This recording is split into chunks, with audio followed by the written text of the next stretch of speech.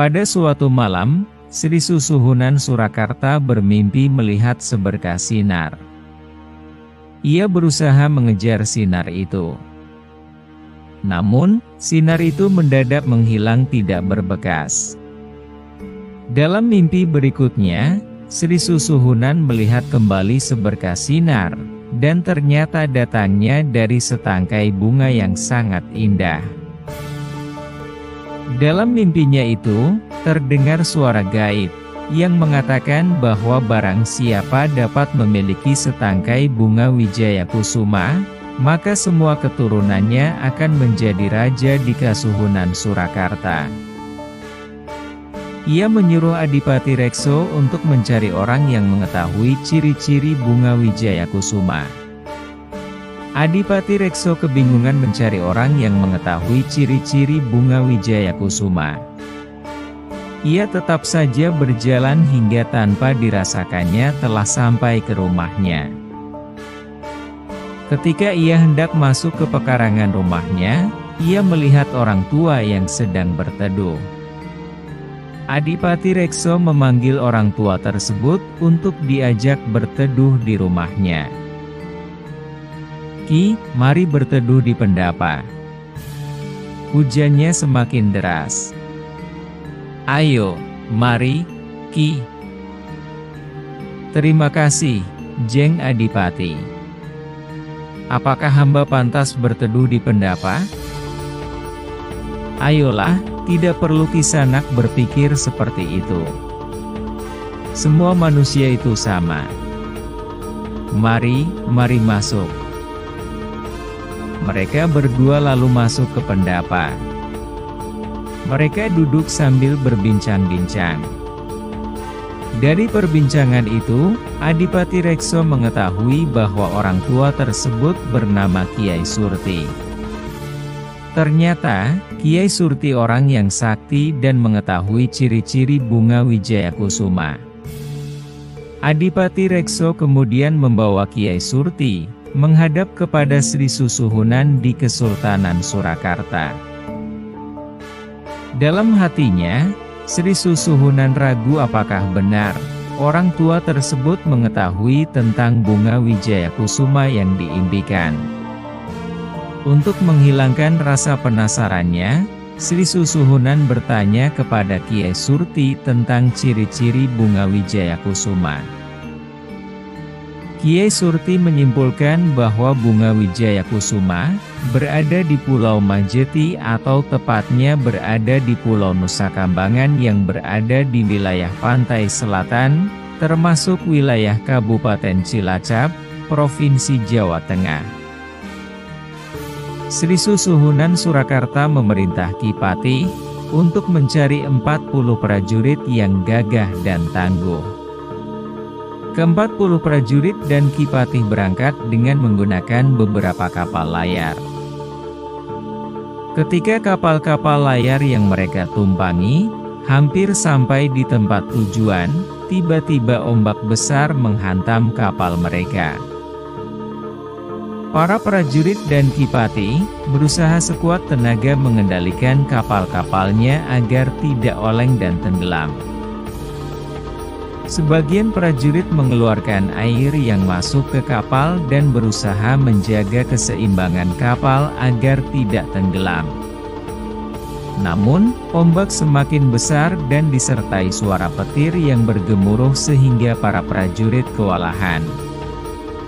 Akhirnya, 36 prajurit mati diterjang ombak. Tubuh mereka hanyut ditelan ombak laut pantai selatan. Sisanya, 4 prajurit dan Ki Patih terlempar ke pinggir pantai. Mereka tidak sadarkan diri. Ketika bangun dari pingsannya, mereka bingung tidak tahu berada di mana. Kemudian, Ki Patih mengajak ke-4 prajuritnya yang selamat untuk bersemadi dengan maksud agar diberi petunjuk oleh Yang Maha Gaib. Pada hari ke-7 semadinya, terdengar suara gaib yang memberitahukan bahwa tempat yang mereka singgahi itu adalah Pulau Majeti, tempat Bunga Wijaya Kusuma berada. Ki Patih dan keempat prajurit bersemadi lagi. Dalam semadinya datang godaan berupa ular naga yang sangat besar. Ular naga itu membuka mulutnya lebar-lebar hendak menyantap mereka.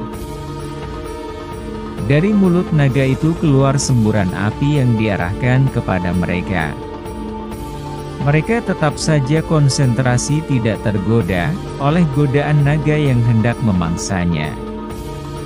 Ular naga itu akhirnya seperti kepayahan sendiri. Gerakan-gerakan tubuhnya menjadi kendur. Usahanya untuk menggoda Ki Patih dan para penggawa gagal. Kemudian wujud ular naga itu menghilang tanpa meninggalkan jejak. Malam itu semakin larut dan udara semakin dingin. Ki Patih dan keempat prajurit itu tiba-tiba mencium bau harum yang menyengat. Semadi mereka berakhir secara bersamaan, dan mereka membuka mata secara serempak. Mereka sangat takjub melihat Bunga Wijaya Kusuma, yang sedang mekar berada di depan mata mereka. Pancaran sinar yang keluar dari Bunga Wijaya Kusuma, bertambah indah.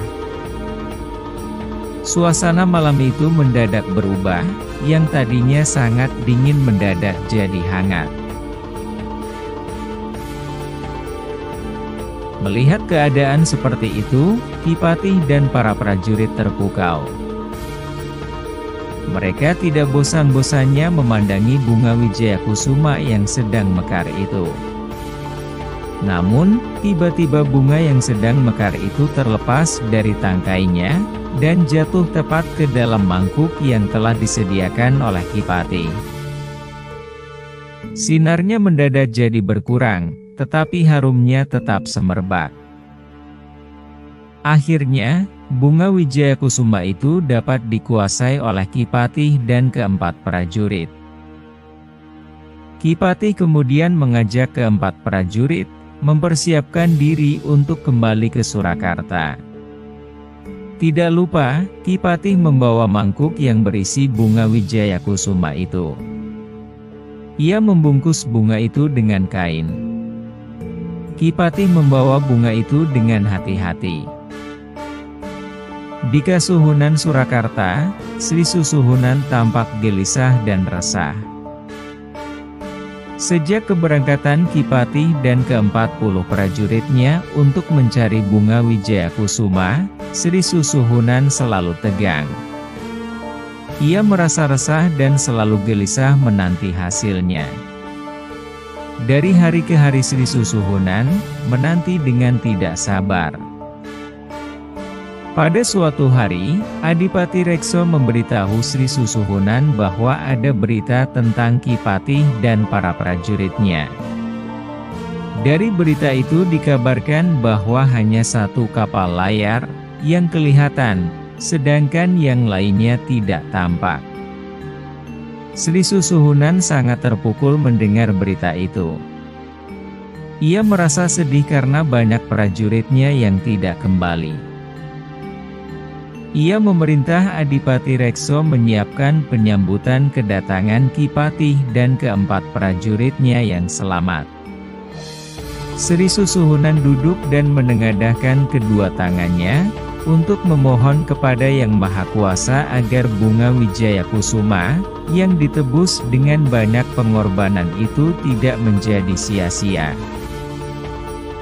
Sri Susuhunan mengharap semoga bunga menjadi dorongan bagi pelanjut dirinya dalam memimpin pemerintahan yang adil dan bijaksana dalam memimpin Kasuhunan Surakarta.